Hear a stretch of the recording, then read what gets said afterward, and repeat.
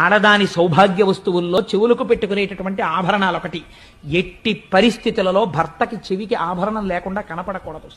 ఏ కారణం చేతనైనా తాటంకములను తీయవలసి వస్తే ఏవి పడితే అవి చెవిలో పెట్టుకుని ఉండడానికి వీలు లేదు. అది గండకాలమైతే భర్తకి తీసుకొచ్చేస్తుంది మృత్యువుని. ఏవి పెట్టుకోవాలి? 4 తాటాకులు తెప్పించుకుని చీల్చుకుని, అందుకే అమ్మవారికి సౌభాగ్యదాయిని అని పేరు. ప్రపంచంలో 8 ఉన్నాయి సౌభాగ్య వస్తువులు. వీటిని కాలితో తంతే లక్ష్మీదేవి వెళ్ళిపోతుంది. అందులో ఉప్పు ఒకటి. అందుకే ఉప్పొద్దు అని కానీ ఉప్పు తగ్గిందని కానీ భోజనం దగ్గర అనరు. భోజనం అయిపోయిన తర్వాత చెప్తారు ఉప్పు తగ్గిందని. అందుకే ఉప్పు తగ్గిందని ఉప్పు లేదని అనకూడదు కాబట్టి ఉప్పు చివర వేసి వదిలేస్తారు.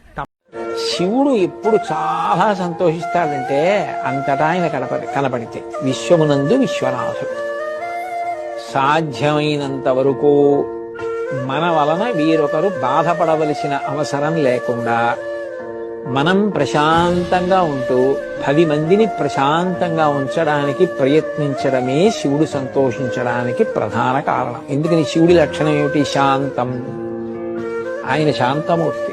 శివుడు అనుగ్రహించాడా? అలా ఇలా ఉండదు. అందుకే మీరు ఎప్పుడైనా ఎక్కడైనా చూడండి, మిగిలిన దేవతల యొక్క అనుగ్రహం వేరు, శివానుగ్రహం ఒక్కటి వేరు. ఆయనది మామూలుగా ఉండదు.